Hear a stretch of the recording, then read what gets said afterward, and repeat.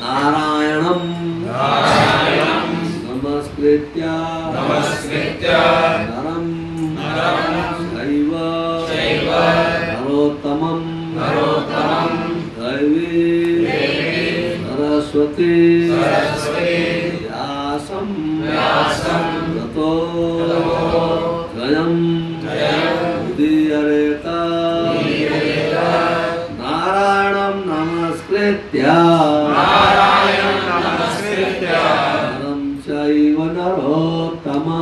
नरं चैव नरोत्तमं देवीं सरस्वती व्यासं ततो जयमुदीरयेत नारायणं नमस्कृत्य नरं चैव नरोत्तमं देवीं सरस्वती व्यासं ततो जयमुदीरयेत नारायणं नमस्कृत्य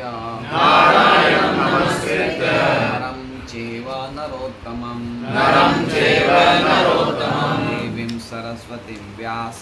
देवीं सरस्वतीं व्यासं ततो जयमुदीरयेत नारायणं नमस्कृत्य नरं चैव नरोत्तमं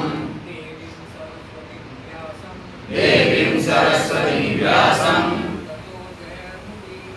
ततो जयमुदीरयेत माताजी नारायणं नमस्कृत्य नरं चैव सरस्वतीं व्यासं ततो जयमुदीरयेत नारायणं नमस्कृत्य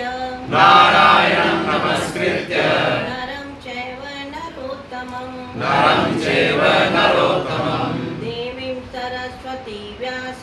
देवीं सरस्वती व्यासं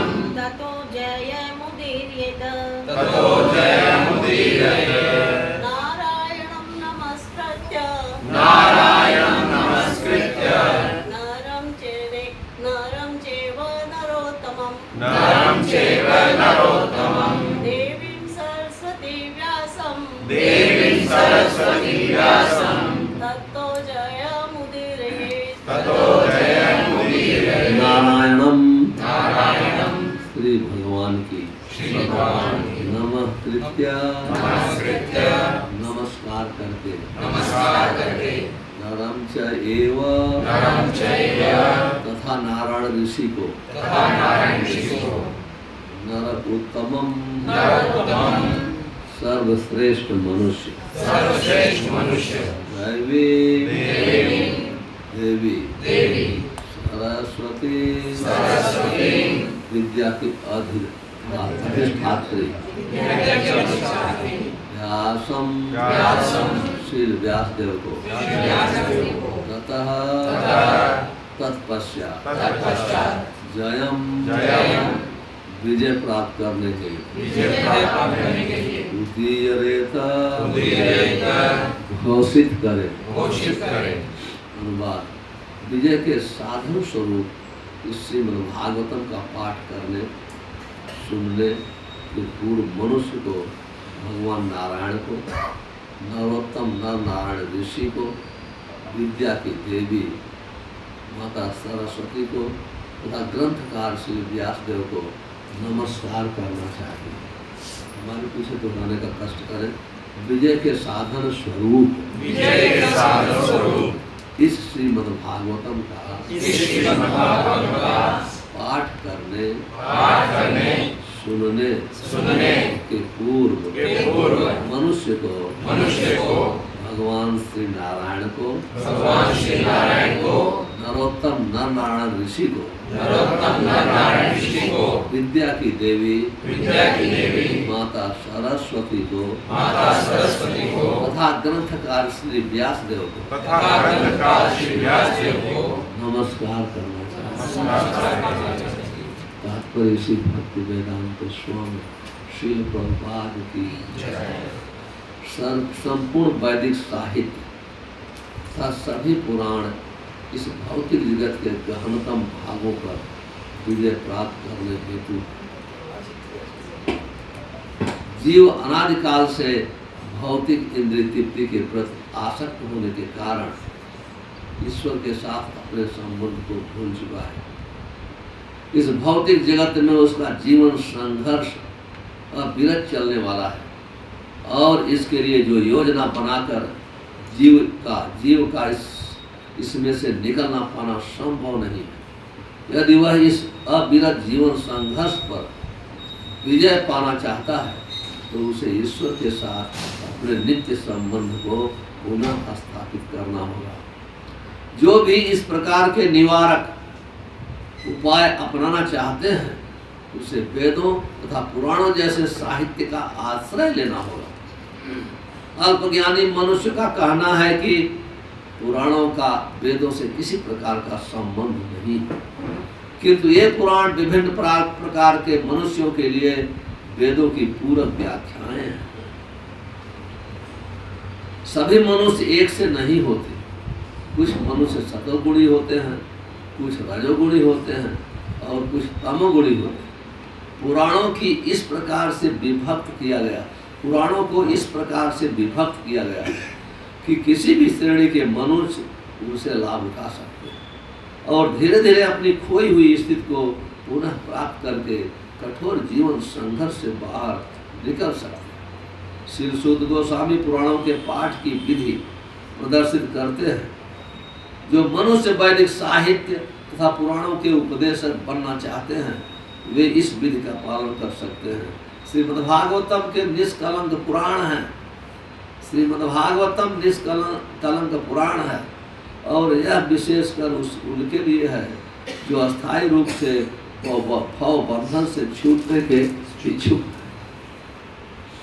ओम अज्ञानम तिमिरंधस्य ज्ञानांजन शलाकया चक्षुर्मिलितं तस्मै श्री चैतन्य मनोभीष्टं स्थापितं येन भूतले स्वयं रूप कदा मह्यं ददाति वंदे अहं श्री गुरो श्रीयुत पदकमलं श्री गुरून् वैष्णवांश्च श्री रूपं साग्रजातं सगण रघुनाथान्वितं तं सजीवं साद्वैतं सावधूतं परिजन सहितं कृष्ण चैतन्य देव श्री राधा कृष्ण पादान् सगण ललिता श्री विशाखान्वितांश्च श्री कृष्ण करुणा सिंधु दीन बंधु जगतपते गोपेश गोपिका कांत राधा कांत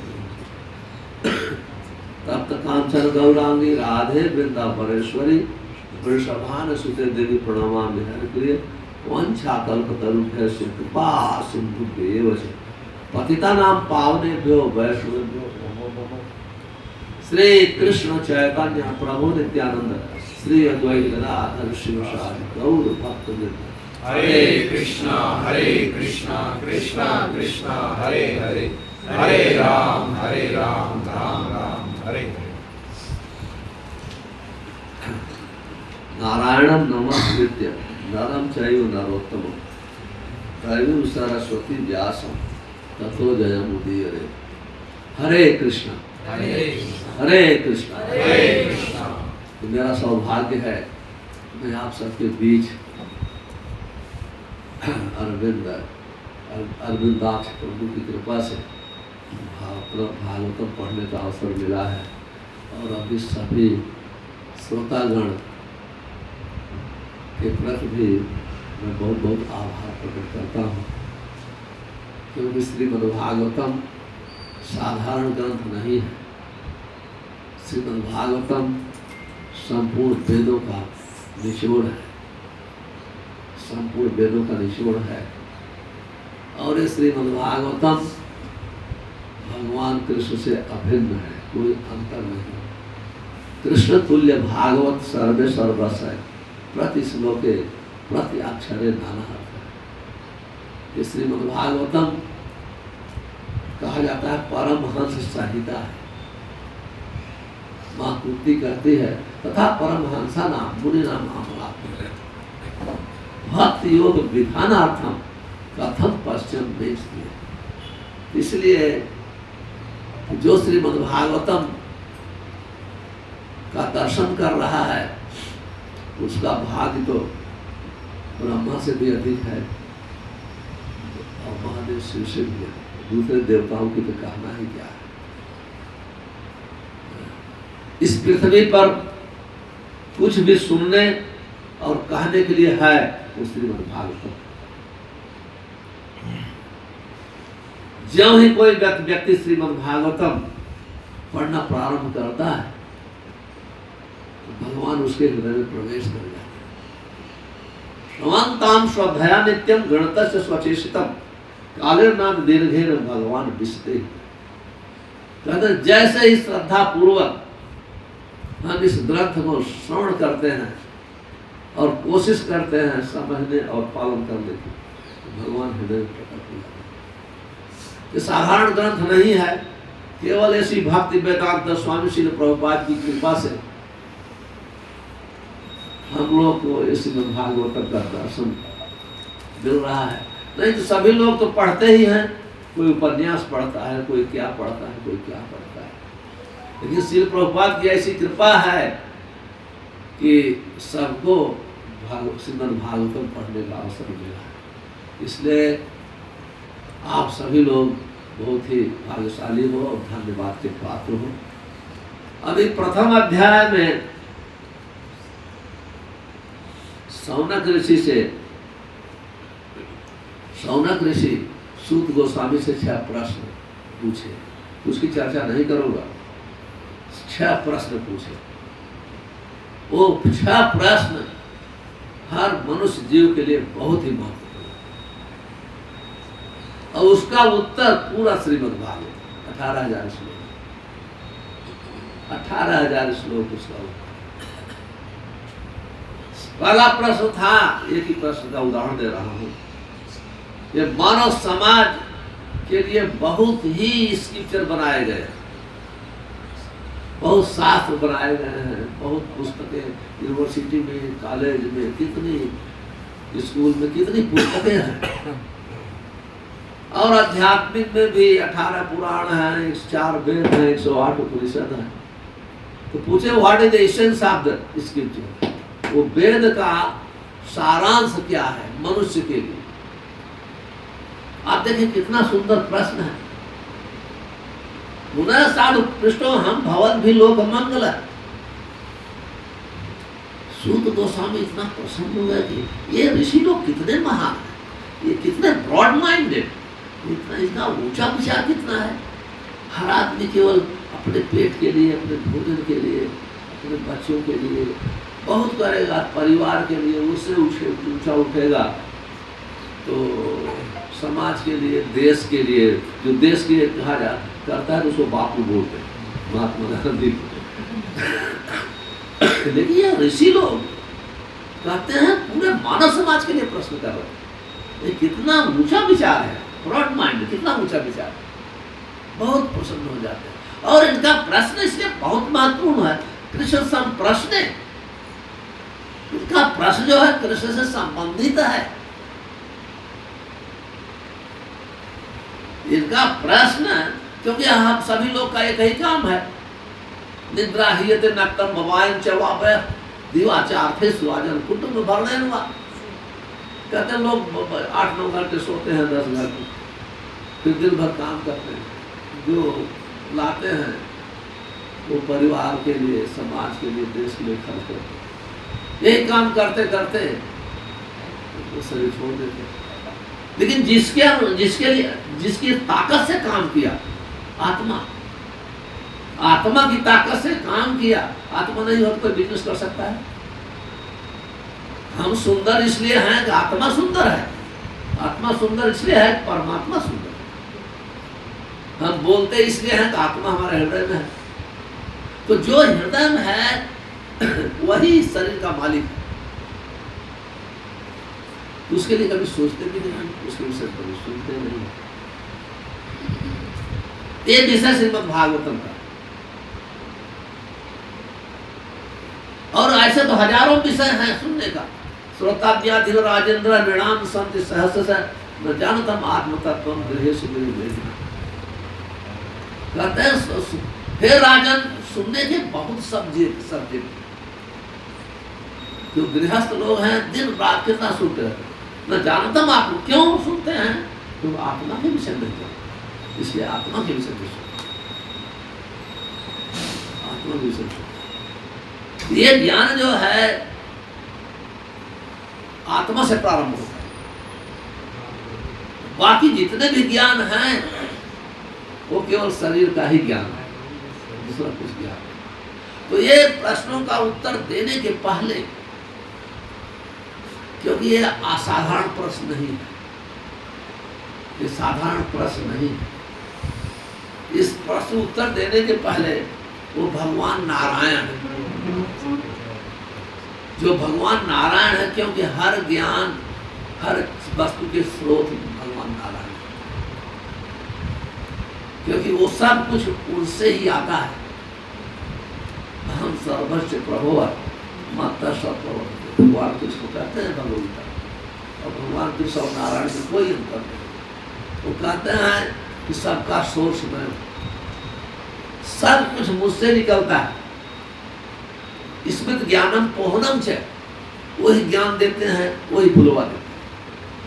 इसलिए सबसे पहले सूत गोस्वामी प्रश्न सुनने के बाद उनका जो उत्तर हो, परफेक्ट उत्तर हो, कोई व्यक्ति भ्रमित न हो, क्लियर उत्तर हो, इसलिए भगवान नारायण की प्रार्थना, क्योंकि भगवान नारायण ही, हर व्यक्ति नारायण के सिवाय अज्ञान में है। हर लोग, इवन ब्रह्मा भी थोड़े अज्ञान में है, महादेव शिव भी थोड़े अज्ञान में हैं, और 33 करोड़ देवी देवता दूसरे अज्ञान में तो हैं। जो 33 करोड़ देवी देवता के प्रमुख हैं ब्रह्मा और लॉर्ड शिव, वो भी अज्ञान में है। ब्रह्मा सतोगुण के इंचार्ज हैं, महादेव शिव तमोगुण के इंचार्ज हैं, तो उनके डिसीजन में भी थोड़ी कमी हो जाती है। लेकिन भगवान कृष्ण नारायण को अभिज्ञा स्वराट, उनको अभिज्ञा स्वराट, वो फुल्ली कॉग्निजेंट, सब कुछ जानते हैं, सब कुछ जानते। हमारे सोचने के पहले उनको पता चल जाता है कि व्यक्ति क्या सोच रहा है, हमारे सोचने के पहले। तो ऐसे भगवान नारायण जो हैं, सबसे पहले उनको नमस्कार। और नरम चाहिए नरोत्तमम, नरोत्तमम, और कभी भी मनुष्य प्रणाम के योग्य नहीं है, और प्रणाम उसको किया जाता है जो हमारे अज्ञान को, जो मनुष्य दूर करता है। इसलिए माता पिता को प्रणाम करते हैं, अपने बच्चे का अज्ञान गाइड करते हैं। टीचर को प्रणाम करते हैं, वो हमको गाइड करता है। जो ज्ञान देता है उसको ही प्रणाम करते हैं। तो यहाँ कहते हैं नरोत्तमम, नर नारायण ऋषि को प्रणाम करते हैं, क्योंकि सबसे उत्तम पुरुष है, उनको प्रणाम। इसलिए कभी कोई ही मनुष्य पूजा के योग्य नहीं, न तो मनुष्य की पूजा करना चाहिए। मनुष्य की पूजा करने वाले अज्ञान में कम हो गए, हमेशा कम। ये भागवतम के प्रारंभ से एक एक शब्द से पता चलता है। अगर एक एक शब्द की यहाँ व्याख्या करेंगे, ये केवल एक भागवतम का एक शब्द कोई समझ ले, उस एक शब्द समझने के बाद भगवान के धाम जा सकते। एक शब्द, बहुत पढ़ने की जरूरत नहीं है। हम पढ़ते क्यों हैं? हमको बहुत आनंद आता है, इसलिए पढ़ते हैं। हम अगर अपने अज्ञान को दूर करने के लिए नहीं पढ़ते। जब अज्ञान दूर होता है, वहां से भागवतम प्राप्त, जब हमारा ज्ञान दूर होता है, वहां से हम भागवतम का रसास्वादन करना चाहते हैं। तो हम लोग जो भागवतम प्रतिदिन पढ़ते हैं, अपने अज्ञान को दूर करने के लिए नहीं, रसास्वादन के लिए पढ़ते हैं, आनंद आता है। वयम तु न विद्याम उत्तम श्लोक विक्रम शौनताम रस ज्ञानम स्वाद स्वाद पदे पदे। सभी ऋषि लोग कहते हैं, हे सूत गोस्वामी, हजारों वर्षों से अभी ऋषि लोग थे, वो कलयुग के प्रभाव, वो ऋषि लोग जानते थे कि कलयुग अभी आने वाला है, कलयुग आने वाला है। इतने डर गए, ये कली आएगा। कली का क्या अर्थ है? मांस खाना, शराब पीना और स्त्री गमन करना, जुआ लाते। और इसी लोग ये 4 काम से इतने डर गए। आप गृहस्थ लोग की बात दूर रही, ऋषि लोग डर गए और डर गए, सब इकट्ठा हो गए नैमिषारण्य में और उससे बचने के लिए यज्ञ प्रारंभ कर दिया। यज्ञ करने से, पसीने से, धुएं से उनके शरीर काली हो गए। जैसे सूत गोस्वामी पहुंचे, यज्ञ करना बंद कर दिया। वो कहते यज्ञ का फल मिल गया, क्योंकि ये महात्मा मुझे ज्ञान दे सकते हैं, भागवत सुना सकते हैं।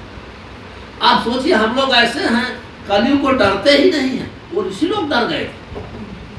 हम लोग को तो भय ही नहीं होता है, कोई डरते नहीं है, तो कैसे बचेंगे? जो आदमी डरता है वो, जैसे आप लोग यहाँ तो कम है, हम अफ्रीका में प्रचार करता हूँ, वहाँ बहुत डर होता है। डर होता है इसलिए लोग 2-3 गेट पर आते हैं, गेट लगाएंगे, लाल बेल लगाएंगे, सब ऐसे करेंगे। कम से कम अपने उसके उनके पास आते समय चोरों को 3 गेट तो तोड़ना पड़ता है, क्योंकि भय है इसलिए। तो हम लोग आप कलयुग के प्रभाव को जानते नहीं, जानते भी कोई डरते नहीं, और अंत में उसके गुलाम बन जाते हैं। लेकिन ऋषि लोग, सोचिए, वो ऋषि लोग डर गए। तो इस प्रकार से जो है, कहते हैं कि ये मनुष्य जो है हमेशा अज्ञान में रहता है, और हमारे शास्त्र जो है हमारे अज्ञान को दूर करते हैं। माया मुग्ध जीवेर ना ही स्वतः ज्ञान, जो मायाबद्ध जीव है, इवन भौतिक ज्ञान स्वतः नहीं होता, आध्यात्मिक ज्ञान तो अपौरुषेय है, भौतिक ज्ञान पौरुषेय है, आध्यात्मिक ज्ञान अपौरुषेय है, अपौरुषेय भगवान कृष्ण है। तो भौतिक ज्ञान को जानने के लिए भी बच्चा पैदा होता है, तो माँ कहते हैं बेटा कि पापा पापा, वो माँ की बात मानता, उसको समझ में मेरा पिता, और पिता को देखा नहीं कभी, लेकिन माँ बोल दिया कि पिता हैं तो तुम्हारे चाचा हैं, ये मामा है, नाना है, बहन है, चाची है, वो ज्ञान चालू हो जाता है, जो मायाबद्ध जीव। और फिर वो स्कूल सब पूरे लाइफ भर ज्ञान लेता है, क्योंकि वो अज्ञान में है, इसलिए भौतिक ज्ञान भी लेता है। व्हाट अबाउट आध्यात्मिक ज्ञान? इसलिए कहते हैं आध्यात्मिक ज्ञान शास्त्रों में वर्णन है। माया मुग्ध जीव, जो माया में मुग्ध है, हम सभी लोग इस मायावी जगत में, तो इससे इसके वशीभूत है, इसलिए हम लोग को ज्ञान नहीं होता। उसी ज्ञान के लिए भगवान वेद और पुराणों की रचना किया है। क्यों रचना किया है? हमारे अज्ञान को दूर कर। यहाँ कहते हैं दैवीं सरस्वती व्यास, कहते हैं देवी सरस्वती, जो विद्या ज्ञान की देवी, बिल्कुल सरस्वती, सरस्वती भगवान की परम भक्त है। तो जो भक्त हैं उनको ही बहुत आवश्यक है। तो इसलिए, क्योंकि ये ज्ञान पढ़ने से समझ में नहीं आता, पढ़ने से आप प्रवचन कर सकते हैं, लेकिन आप माया से बच नहीं। ये ज्ञान को समझने के लिए प्रार्थना चाहिए, भगवान की ब्लेसिंग चाहिए। जब तक कृपा नहीं होती है तब तक ये ज्ञान कोई समझ नहीं सकता। इसलिए शास्त्र में कहा गया है यस्य देवे परा भक्ति यथा देवे तथा तस्यैते करता ही अर्था प्रकाशम। कहते हैं यस्य, जिस प्रकार से हम लोग की भगवान और भगवान के भक्त में अटूट श्रद्धा होनी चाहिए, दोनों में। केवल भगवान में कोई श्रद्धा रखता है, भक्तों में नहीं श्रद्धा रखता है, तो भगवान खुश नहीं होता, कभी खुश नहीं होता। और केवल भक्तों में कोई श्रद्धा है और भगवान में श्रद्धा नहीं उत्पन्न हो, तो भक्त बहुत खुश, जरा भी खुश नहीं होता। अगर कोई, मान लो कोई गुरु साधु भक्त कहता है कि हमारे पास ही आओ, भगवान के पास न जाओ, वो साधु नहीं, वो गुरु नहीं, वो भक्त नहीं। भक्त के संग से व्यक्ति भगवान के प्रति श्रद्धा और शरणागत होता है। ये सिस्टम है। कहते हैं यस्य देवे परा भक्ति, इस प्रकार से व्यक्ति की श्रद्धा भगवान और भक्त में होती है। ये ज्ञान जो है हृदय में प्रकाशित। तो ये ज्ञान इसलिए जब हम दीक्षा लेते हैं, भक्त को शरणागत होते हैं, तो वास्तव में भक्त को शरणागत नहीं होते, हम भगवान की ही शरण लेते हैं, भक्त के गाइडेंस में, मार्गदर्शन।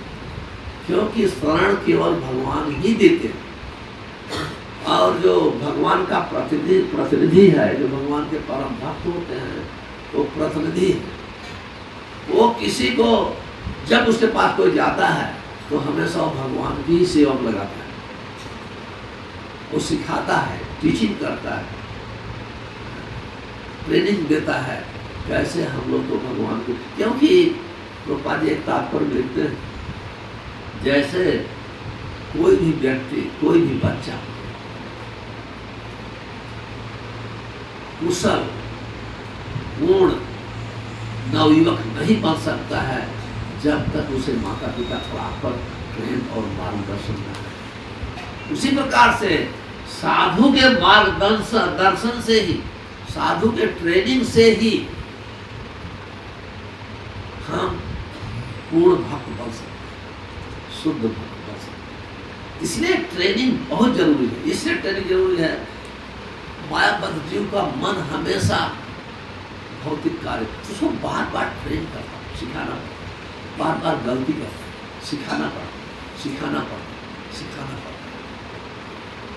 क्योंकि ये ज्ञान एक विज्ञान है, इसलिए उसको प्रॉपर हम सीखते सीखते बार बार, तो हमारी जो भौतिक आदतें हैं वो धीरे धीरे छूट जाती है। नहीं, बहुत मुश्किल होता है, बहुत मुश्किल होता है भौतिक आत्मा को छूट।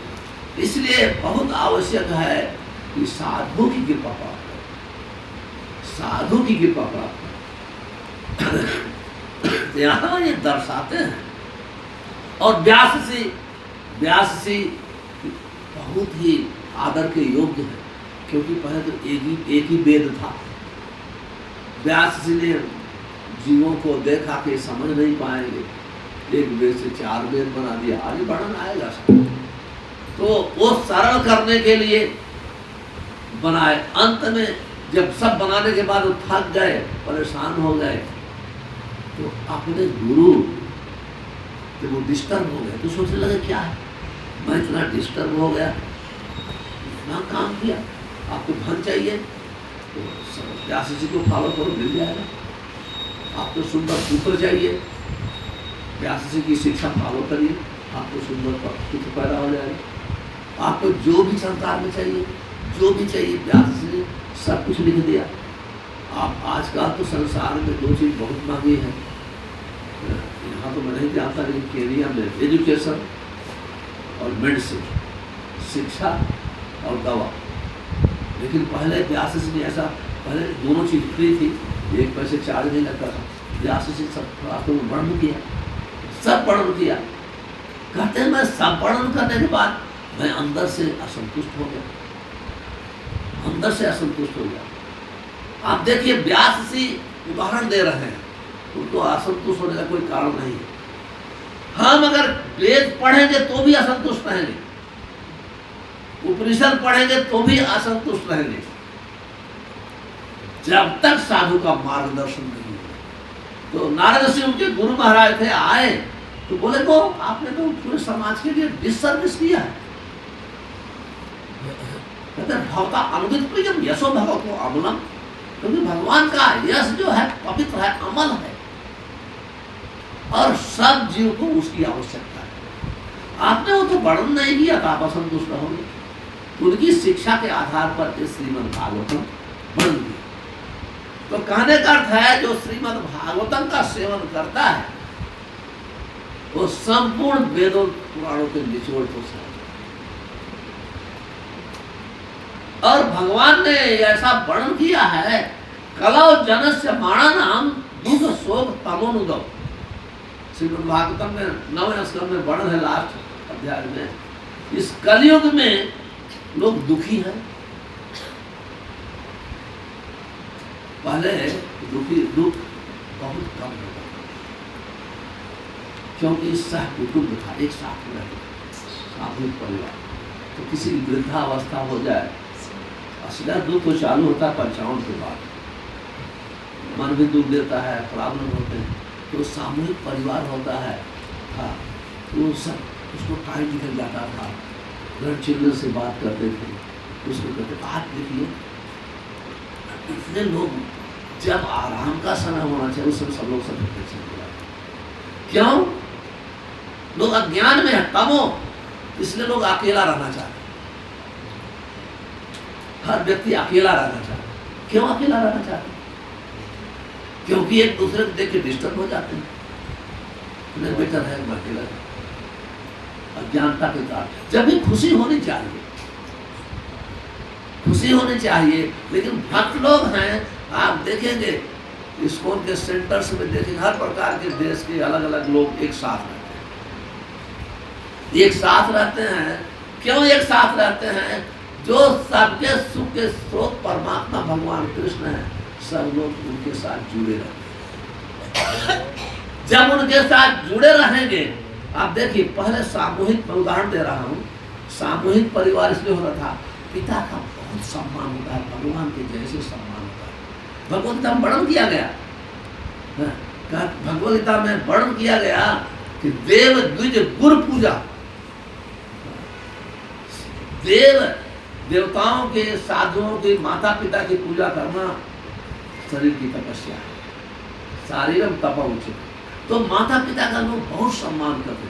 अगर कुछ चीजें उनको सहन पसंद नहीं है, ये हमारे पिता ने बोल दिया, हमारी माँ ने बताया, तो सहन करके सब साथ में रहते। और सहन करना, कहीं भी जाओ सहन करना पड़ेगा।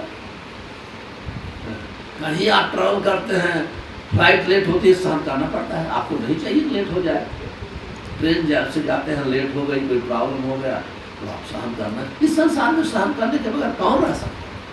लेकिन आजकल दुनिया के लोग सहन करेंगे, अपने परिवार को सहन नहीं, बहुत डिस्टर्ब, बहुत डिस्टर्ब। तो कहते हैं दुख शोक तमोमुदो, कहते हैं ये कलयुग में जो भगवान भगवत ज्ञान है, श्रीमद् भागवतम है, संपूर्ण दुखों को मुक्त करने वाला है, अज्ञान को दूर करने वाला है। जब इसको हम अज्ञानता से ऊपर उठते हैं, तब हमको सुख मिलता है। तो इतने बड़े ज्ञान को लिखने के, उत्तर देने के पहले सूत गोस्वामी भगवान की प्रार्थना करते। और हिंदुओं में तो कल्चर है, कोई मकान लेगा भगवान की पूजा है, बच्चा पैदा हो गया भगवान की पूजा, नया बिजनेस करेगा भगवान, कोई भी नया काम करता है, वो हालांकि अज्ञानता के कारण उसे पता नहीं कौन भगवान है कौन नहीं, एटलीस्ट ये भी पूजा तो करता है। तो यहाँ जो सेम दर्शाया, कहते फायदा क्या होता है? ग्रंथेर आरंभ करे मंगलाचरण, कहते जब भगवान को याद करते हैं, उनके भक्तों को याद करते हैं, उनको मंगल का अर्थ है ऑस्पिशियस।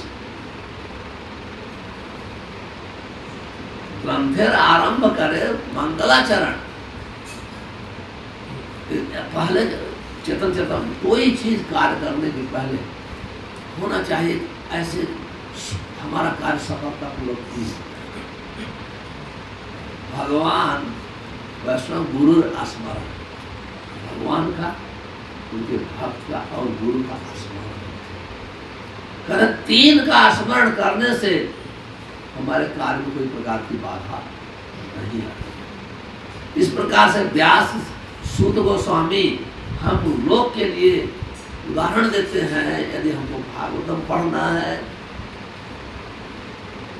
या सुनना है, भगवत पढ़ना है, हमको भगवान को, उनके भक्त को, गुरुदेव को स्मरण करना चाहिए। स्मरण करने से हमारे रास्ते में जितने भी बाधाएं हैं, वो सब बाधाएं दूर हो जाती हैं।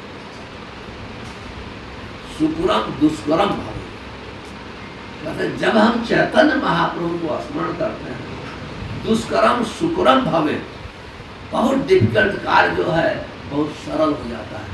जब उनको हम भूलते हैं तो सरल कार्य भी में हजारों बाधा आ जाती है। हम सोचते रह जाते हैं ये क्या तकलीफ हो, ये था क्यों? ये वैष्णवता जो है ये नम्रता के ऊपर डिपेंड है। जब हम नम्र होते हैं तभी हम किसी का स्मरण करते हैं, उसी शक्ति मानते हैं, उसे शरणागत होते हैं। इस प्रकार से सूत गोस्वामी परम वैष्णव है। वो ऐसे दावा नहीं करते हैं कि हम बहुत बड़ा ज्ञानी हूँ, अभी हम सबका उत्तर दे देंगे, ऐसा दावा नहीं करते हैं। वो ऐसे प्रेजेंट करते हैं कि नहीं, जब तक भगवान की कृपा नहीं होगी, वैष्णव की कृपा नहीं होगी, व्यासदेव की कृपा नहीं होगी, माँ सरस्वती की कृपा नहीं होगी, तब तक हम ऋषियों के प्रश्न का उत्तर नहीं दे पाऊंगा। वो अपने को अयोग्य समझ करके भगवान से प्रार्थना करते हैं, जिससे भगवान उन्हें बुद्धि दे, भगवान उन्हें ज्ञान दे। उनकी बुद्धि से ही वो संपूर्ण प्रश्नों का उत्तर दे सकते हैं। हरे कृष्ण हरे हरे कृष्ण हरे कृष्ण। अभी किसी का प्रश्न है तो पूछिए। प्रभु जैसे इसमें ये लिखा है ततो जय मुदीर है कि विजय प्राप्त करने के लिए, तो विजय प्राप्त करने वाला ऐसे कोई लड़ाई लड़ने जा रहे हैं इस तरह हाँ, से? माया के साथ हमारा युद्ध है। माया अज्ञानता का प्रतीक है। तो जब आप अज्ञानता पर विजय प्राप्त करेंगे तो माया पे विजय प्राप्त। तो हम जो ये ज्ञान देने जा रहे हैं, ये इस ज्ञान से अज्ञानता का नाश होगा। अज्ञानता का नाश होगा तो हम अज्ञानता के रास्ते से बच जाएंगे और माया की सेवा नहीं करेंगे। हमारा रास्ता थोड़ा कठिन है, क्योंकि देखिए शत्रु पर विजय प्राप्त करना आसान है, अज्ञानता पर विजय प्राप्त करना बहुत मुश्किल है। क्योंकि अज्ञानता तुम्हारे साथ ही है। अज्ञानता आती है काम के कारण, और काम के हम वशीभूत हैं। भगवान कहते हैं काम ने हमारी अज्ञानता को ढक लिया है, इसलिए ध्यान पालन करते हैं। हमारे अज्ञान को ढक लिया है, इसलिए हम दिन रात या को तात्पर्य लेते हैं। ये जीव को कठिन परिश्रम करने की कोई आवश्यकता नहीं। ये जीव जो है भगवान कृष्ण का अंश है। भगवान कृष्ण त्रिलोकीनाथ है, द्वारकाधीश है, संपूर्ण ब्रह्मांड उनका है, हम उनके पुत्र हैं। कोई मान लीजिए करोड़पति का लड़का जाके रिक्शा चलाए, ऑटो रिक्शा चलाए या साइकिल रिक्शा चलाए, अथवा तो साइकिल, तो शोभा देता है, तभी चलाएगा अपने पिता को जब भूल गया। उसी प्रकार से हम दिन रात सब लोग, कोई बहुत कठिन परिश्रम कर रहा है, कोई कम कर रहा है, कोई उस पर परिश्रम सब कर रहा है। तो आवश्यक नहीं है, क्योंकि हम वहाँ के जीव हैं जहाँ काम नहीं करते, केवल आनंद आनंद आनंद तभी आता है जब आप परिश्रम नहीं करेंगे। यहाँ कठिन परिश्रम करते करते करते करते आप कुछ प्राप्त करते हैं तो उसको भोगने के योग्य नहीं रहते। या मान लो हो गई है, आप ज़्यादा भोगेंगे तो आपको बीमारी ज़्यादा आ जाएगी। या कोई भोग कर नहीं सकता, भोगता तो भगवान कृष्ण है। हम ज़्यादा भोग करेंगे तो हमारी इंद्रियां जवाब दे देंगी, हम भोग के योग्य नहीं है, 50 बीमारी आएगी, 50 बीमारी आएगी। तो ये अज्ञानता है जो वर्णन है। मैं एक विजय प्राप्त करना चाहता हूँ किस पर? जो अज्ञानता। इससे पर तात्पर्य लिखते हैं, इसी की ही व्याख्या करते हैं। जीव अज्ञानता पर दिन रात कितना परिश्रम करता है, और परिश्रम करने, भागवतम में एक श्लोक आता है, यदि अर्थम उपादत्ते सुखेन दुख हेतु, यदि अर्थम उपादत्ते दुखेन सुख हेतु तम तम करोति भगवान। भगवान सोचता है, भगवान कपिल अपनी माता देवकी को दे देते हैं, कहते संसार में जीव कितना दुखेन, इतना दुख उठाता है इसके लिए, सुख के लिए। लेकिन जब सुख का समय आता है तो भगवान तुरंत उसकी नौजवानी नष्ट हो जाती है, बुढ़ापा आ जाता है। या मान लीजिए बहुत बड़ी फैक्ट्री किया है, आग लग जाएगी, यहाँ बहुत अच्छा बच्चा है, मान लो कभी उसकी मृत्यु हो जाती है, भगवान सोचते आदमी सोचता रहता है क्या हो गया मेरे जीवन, मैंने कोई गलत काम नहीं किया, कोई चोरी नहीं किया किसी का। ये संसार है, इसलिए प्रभुपाद तात्पर्य लिखते हैं। वास्तव में इस जीव जो है जब माया में आता है तभी कठिन परिश्रम करता है। कथा गानम नाट्य, वो भगवान के धाम में एक ही कार्य है, भगवान की प्रशंसा करना कहते हैं, उनका चलना नाचना है, बोलना एक गान है, वहाँ कोई जरूरत नहीं, वहाँ सब कल्प वृक्ष है। आपको कल्प वृक्ष समोसा चाहिए दे देगा, पिज्जा पास्ता भी मिल जाएगा, कोई भी मिल जाएगा। कामधेनु है, कामधेनु, वहाँ 2 लीटर दूध जो भी चाहिए मिलता है। लेकिन जैसे बच्चा जो है अपने पिता को छोड़ देता है तो गली गली में घूमता है, भीख मांगता। उसी प्रकार से हम अपने परम पिता को छोड़ दिए हैं, इसलिए हम इस जेल में भाव सागर में पड़े। इस संसार को कहीं नहीं कहा गया सुख का सागर, सुख सागर कहा गया, भाव सागर कहा गया। और संसार के बनाने वाले भगवान कृष्ण भी दुखालयम अशाश्वतम कहते हैं, ये दुख का घर।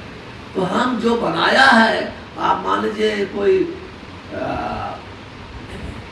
वो पॉइजन की बोतल, पॉइजन दवा बनाया है, जहर, और कोई उसमें हानि में मद खोजे मिल सकता है, ज्ञानता है। इसलिए इस संसार से निकलना ही बुद्धिमत्ता है। इसलिए कहा गया धर्म अर्थ काम मोक्ष है।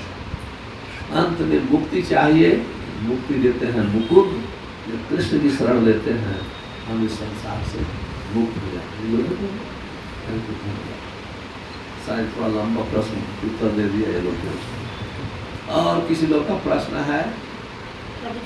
हाँ, आपने बोला कि पहले परिवार एक साथ रहते थे तो पिता कुछ बोलते थे तो जो बच्चे थे वो सुन लेते थे कि भाई भगवान स्वरूप मानते थे पिता को, माता पिता को, तो चलो भाई हमारे पिता हैं तो कोई बात नहीं। मगर मैंने 2 लाइन कहीं सुनी थी कि बड़ों को पॉइंट नहीं करना चाहिए किसी भी चीज़ के लिए, किसी भी बात के लिए, और अपनी बड़ाई नहीं करनी चाहिए।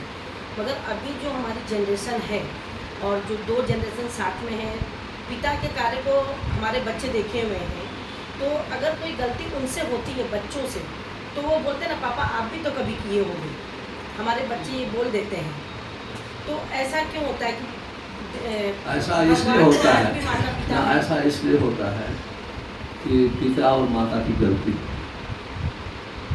पिता माता गुरु के सदस्य हैं तो आर्टिस्ट को गुरु को होना चाहिए। अगर माता पिता 20-22 साल बच्चों जैसे व्यवहार करेंगे तो बच्चे कैसे उनको समझ सकते। जब विद्यार्थी में कोई कमी होती है तो टीचर की कमी देखी जाती है। लोग विद्यार्थी स्टूडेंट की कमी को देख के वो टीचर की कमी बताते हैं। तो आज के माता पिता भी नौजवान यंग रहना चाहते हैं, अपनी बहू को जैसे ही कंपटीशन करेंगे तो कैसे पकड़े आ सकते हैं। समय के अनुसार व्यक्ति को बदलना चाहिए। अगर हम बदलेंगे नहीं तो बच्चे कैसे आएंगे। माता पिता क्लब में जाएंगे तो बच्चे क्या सोचेंगे। माता पिता को बोलने की जरूरत नहीं पड़ती है, उनका सदाचार बच्चों को सिखाता है।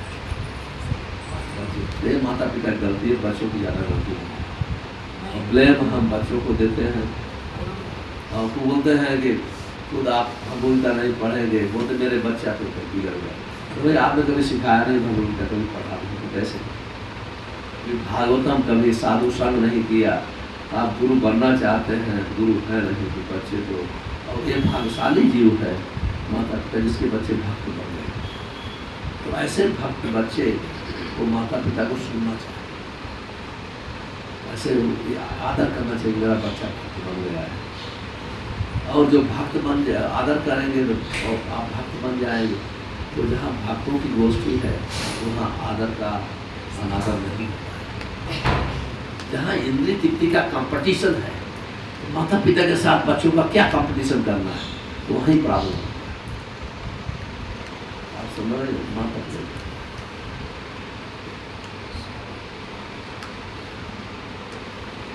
ठीक है। कोई और प्रश्न है? नहीं तो बंद कर ग्रंथ आशीर्वाद। आपने बताया जैसे जब तक भगवत धाम नहीं जाएंगे तब तक संघर्ष चलता रहेगा, तो इस जीवन में तो संघर्ष चलता ही रहेगा ना। हाँ इस जीवन में तो संघर्ष करना ही पड़ेगा। हाँ, संघर्ष, एक संघर्ष नरक में लेके जाता है, एक संघर्ष भगवान धाम पे ले जाता है। जो भगवान के धाम जाने के लिए संघर्ष करता है, वो संघर्ष उसके लिए एक सीढ़ी है। और एक दूसरे लोग संघर्ष कर रहे हैं, वो नरक में जाते हैं। संघर्ष तो सब जगह है, भक्त को भी संघर्ष करना है, और जो भक्त नहीं है उनको संघर्ष। एक भौतिक इंद्रिय तृप्ति के लिए संघर्ष कर रहा है, तो नरक का दरवाजा खोल रहा है। एक संघर्ष कर रहा है इंद्रिय तृप्ति को स्टॉप करने के लिए, कोई बड़ा संघर्ष है, और वो सीढ़ी भगवान को धाम में जाती है। दोनों में जमीन सा आसमान।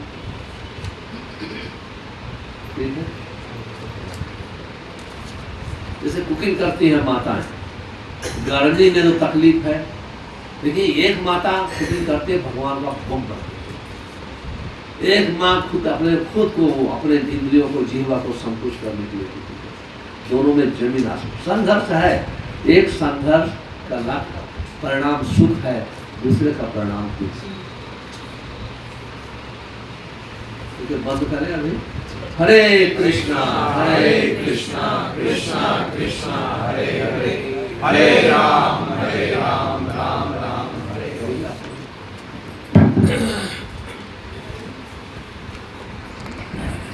हरे कृष्णा।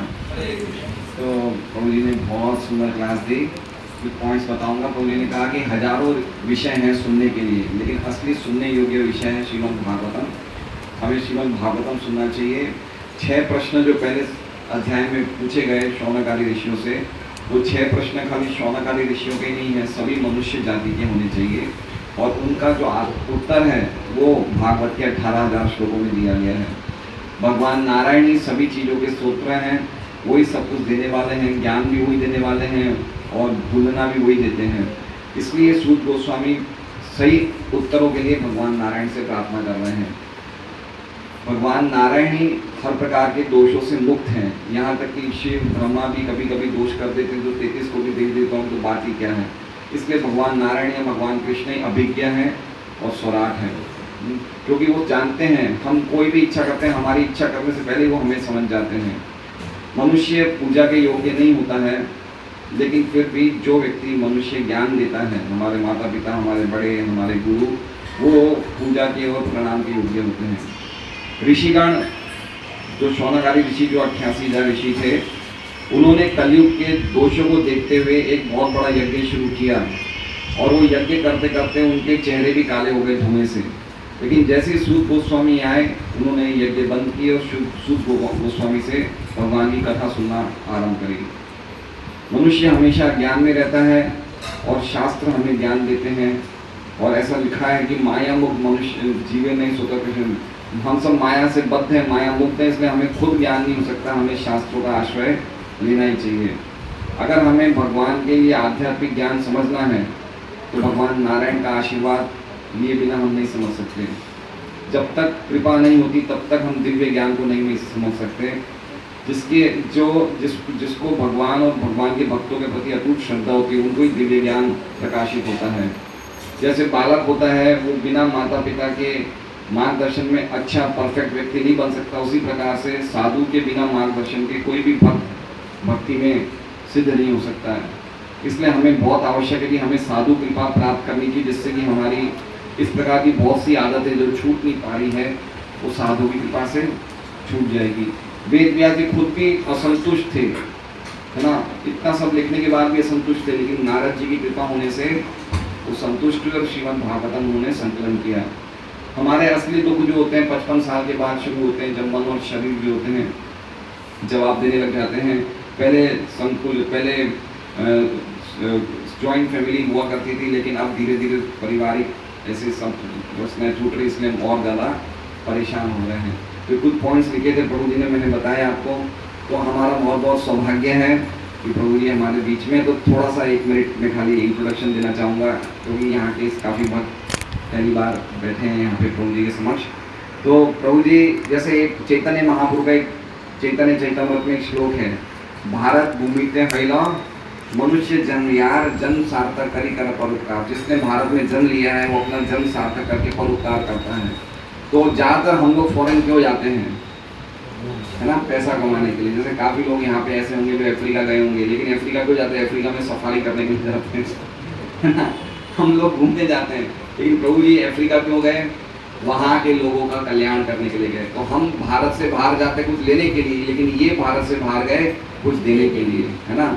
और 40 साल की उम्र में 26 साल के थे प्रभु जी, 26-27 साल के 1986 में ये भक्ति में प्रवेश करते हैं इस्कॉन में भगवद गीता के द्वारा। और अगले साल इनकी दीक्षा होती है परम पूज्य गोपाल कृष्ण महाराज के द्वारा। और गोपाल कृष्ण महाराज ने विशेष कृपा करके इनको आदेश दिया कि आप अफ्रीका जाओ, वहाँ प्रचार करो। तो पिछले 40 साल से कीनिया देश में नैरोबी जो शहर है, वहाँ पे इन्होंने काफ़ी भूमिकाएं निभाई है। 25 साल तक वहाँ पे प्रेसिडेंट थे, वाइस प्रेसिडेंट, उसके पहले वाइस प्रेसिडेंट थे, ट्रस्टी के रूप में वहाँ पे अलग अलग प्रकार की इन्होंने सेवाएं करी है। गौशाला के लिए अलग अलग मंदिरों का निर्माण करवाया, अलग अलग सेंटरों को इन्होंने अपने मार्गदर्शन में चालू किया है, ग्रंथों का बड़ा प्रचार किया है, अलग अलग जगह लाइफ मेंबर बनाए हैं। एट प्रेजेंट उन्हें जीबीसी बनाया गया जो इस्कॉन की सबसे ऊंची पोस्ट होती है। और अब ये गुरु के पद को भी संभाले हुए हैं। गृहस्थ होके गुरु की पद को संभालना एक बहुत बड़ी सेवा है। और इतनी अद्भुत से मतलब इन्होंने बहुत सारी चीज़ें करी है। अब बीच में इन्होंने 100 एकड़ गौशाला के लिए ज़मीन मिली, गौ माता की सेवा भी इन्होंने करी है। बहुत इनको बहुत एक्सपीरियंस है। तो हमारे बीच में वास्तव में आज बड़ी सौभाग्य की बात है कि हमें ऐसे कैसे कहते हैं इतने महान वक्ता के सामने हम आए हैं। तो हमें ज़रूर प्रभु जी से प्रार्थना करनी चाहिए कि हम भक्ति में प्रगति करें और हम भी भगवान हमें शक्ति दें जैसे इनको दी कि हम भी कुछ ना कुछ थोड़ा बहुत प्रचार करें तो विशेष हमारा एक कल्याण होगा, लोगों का कल्याण करने में हम निमित्त बन पाएंगे। तो प्रभु जी के एक बार स्वागत में महामंत्र को उच्चारण करेंगे, हरे कृष्णा कृष्णा कृष्णा हरे हरे, हरे राम राम राम हरे हरे। तो सच्चा भारत का जीवन कैसा होना चाहिए प्रभु जी के उदाहरण से हम समझ सकते हैं। जिसने भारत में जन्म लिया, इन्होंने यूपी में जन्म लिया था, जौनपुर के पास में कोई प्रभु जी का शहर है, वहाँ पे जन्म लिया था। और देखिए भारत में व्यक्ति ने जन्म लेके कितना बड़ा सेवा करी है। इनके निर्देश, इनके मार्गदर्शन में कितने व्यक्ति भक्त बने हैं। तो हम लोगों के लिए एक आदर्श छोड़ रहे कि हम भारतवासी को किस प्रकार का जीवन जीना चाहिए। विवाह है, विवाहित माता जी पीछे बैठे हुए हैं। तो लेकिन एक तरह से आप समझिए कि सन्यासी की तरह वो जीवन जी रहे हैं, यद्यपि गृहस्थ आश्रम में है। तो ये हमारे लिए शिक्षाप्रद होना चाहिए कि हम लोगों को भी प्रयास करना चाहिए कि कुछ इस तरह का करें, क्योंकि हम भी 55 साल के होने को आ रहे हैं, शरीर मन जवाब दे रहा है। और हम भी अभी तक खाली इंद्र प्रवृत्ति के कंपटीशन में लगे हुए हैं कि आज मैं चटक मटक लिपस्टिक पोत के पार्टी में जाऊं। अभी भी हमारे मन में इच्छाएं ये है ना। तो ये हमें समझना चाहिए कि टाइम पे हम, जैसे प्रभु जी ने कहा कि समय पे आके हमें बदलाव अपने आप लाना चाहिए। बहुत सुंदर क्लास थी। हरे कृष्णा कृष्णा कृष्णा हरे हरे, हरे राम राम राम हरे। तो काफ़ी बात यहाँ क्वालिटी की प्रॉपरली ये श्रवण करते हैं, ये अच्छी क्वालिटी है कि सब लोग प्रॉपरली लिसन करते हैं। आपने अच्छी ट्रेनिंग किया है, आप अच्छी ट्रेनिंग दे रहे हैं। लोग बोलते हैं ना फॉरेन का पैसा बाहर जाता है, प्रभु जी फॉरेन वैसे दिला 11 करोड़ का डोनेशन दे रहे हैं। फॉरेन में फॉरेन का पैसा इधर मंगाते हाँ, हैं। हाँ, हाँ। 11 करोड़ डोनेशन प्रभु जी शिष्य दिए। कहाँ पे? अच्छा मंदिर 11 अच्छा। करोड़ 11 लाख 11,000। तो एक और गलत फहमी, कोई लोग कहते हैं कि भाई हमारे इस्कॉन का पैसा फॉरेन में जा रहा है ना। लेकिन अभी प्रभु जी विशेष कार्य से जो आए थे यहाँ पे वराछा मंदिर में इस्कॉन मंदिर का भूमि पूजन हुआ था, तो उसके प्रोग्राम में आए थे प्रभु जी। तो इन्होंने फॉरेन के भक्तों से 11 करोड़ रुपए एक ही व्यक्ति ने डोनेशन, इनका डोनर है इनके। अच्छा, इनके मार्गदर्शन में एक दानदाता है जिन्होंने 11 करोड़ रुपए 11 करोड़ 11 लाख 11,000 यहाँ के मंदिर के लिए दिया। तो पैसा ऐसा नहीं है कि यहाँ से वहाँ जा रहा है, वहाँ से यहाँ आ रहा है। हरे कृष्णा कृष्णा कृष्णा हरे हरे, हरे राम राम राम। गुजरात का गांधी मंदिर, गुजरात का कौन सा मंदिर? गांधीधाम। गांधीधाम मंदिर, वो भी प्रभु जी के प्रभु जी लिए डोनेशन है। अच्छा, वो भी उनके दान से आया। बहुत सुंदर बात है। देखिए हमें समझना चाहिए सब बात है। और हम लोग आज प्रभु जी के लिए एक बार जय जयकार बोले। पूजनीय हिज ग्रेस उमापति प्रभु की जय, श्रील प्रभुपाद की जय।